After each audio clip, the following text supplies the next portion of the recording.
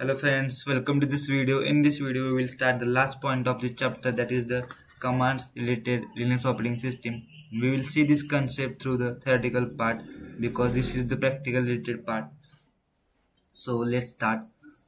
ह्या ज्या कमांड्स आहेत त्याचा आपण थेरटिकल पार्ट मध्ये थेरटिकल थ्रू आपण बघूया की कमांड्स नेमका करतात काय.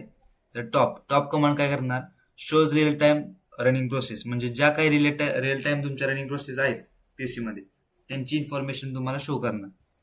पीएस म्हणजे प्रोसेस स्टेटस, हे काय करणार, लिस्ट दाखवणार, लिस्ट ऑफ प्रोसेस दाखवणार, पण with PID plus with PID. हे पण टॉप पण कमांड तुमची प्रोसेस रिअल टाइम रनिंग प्रोसेसची इन्फॉर्मेशन दाखवणार. पीएस पण तेच दाखवणार, फक्त त्याच्यासोबत पीआयडी त्याचं मेन्शन असणार. किल म्हणजे नावाचंच आहे, कोणतं तुम्हाला पर्टिक्युलर प्रोसेस तुम्हाला ह्या कमांड थ्रू थांबवता येणार किंवा terminate the process using PID. कोणत्या तर पर्टिक्युलर प्रोसेसचा पीआयडी तुम्ही जर त्या किल कमांड समोर मेन्शन केला तर ती प्रोसेस तिथं टर्मिनेट होऊन जाणार. Wait, parent waits for the child process execution. ही कमांड यूज केली तर पॅरेंट चाइल्डचं एक्झिक्युशन जोपर्यंत होत नाही तोपर्यंत पॅरेंट प्रोसेस कम्प्लीट होणार नाही. थोडक्यात क्रोम जे आपण बघितलं मागच्या व्हिडिओमध्ये की क्रोम ही पॅरेंट प्रोसेस झाली, त्याच्या मल्टिपल चाइल्ड प्रोसेस म्हणजे कोणते मल्टिपल टॅब्स, सगळ्या टॅब जोपर्यंत तुम्ही क्लोज करत नाही तोपर्यंत पॅरेंटचं एक्झिक्युशन म्हणजे थोडक्यात क्रोम तुमचं क्लोज होणार नाही असं. नंतर स्लीप म्हणजेच काय, तुम्ही एक प्रकारे डिले ऍड करू शकता एखाद्या पर्टिक्युलर प्रोसेस नंतर. म्हणजेच काय, add delay for execution for given second. तुम्ही तिथं स्लीपच्या समोर 0, 1 किंवा 10 किंवा मिली सेकंड मध्ये हे सेकंड्स काउंट होतात.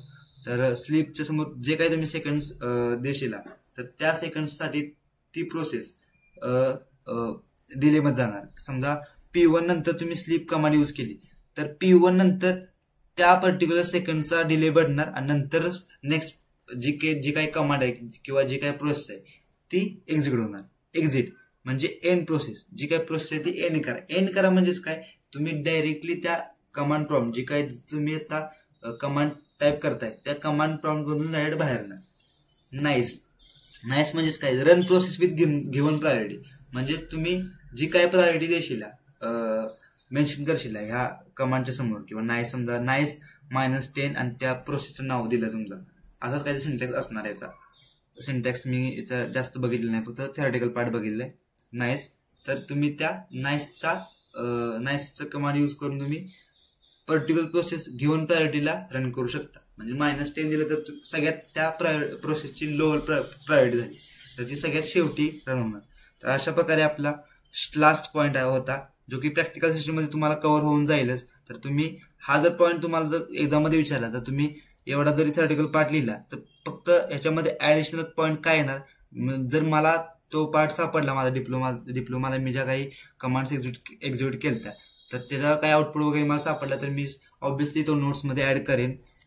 प्रत्येक कमांड्सचा एक्झाम्पल तुम्हाला ह्या थेरटिकल पार्ट नंतर तुम्हाला एक शॉर्ट एक्झाम्पल की ती कमांड रन करण्याचं सिंटॅक्स किंवा एक्झाम्पल जर लिहिलं आणि डायरेक्ट त्याचा आउटपुट जर तुम्ही हाताने ड्रॉ केला प्रत्येक कमांडचा तरी तुम्हाला सफिशियंट मार्क्स भेटून जातील. मला जास्तीत जास्त हा प्रश्न तुम्हाला 4 मार्क्ससाठी विचार जाईल.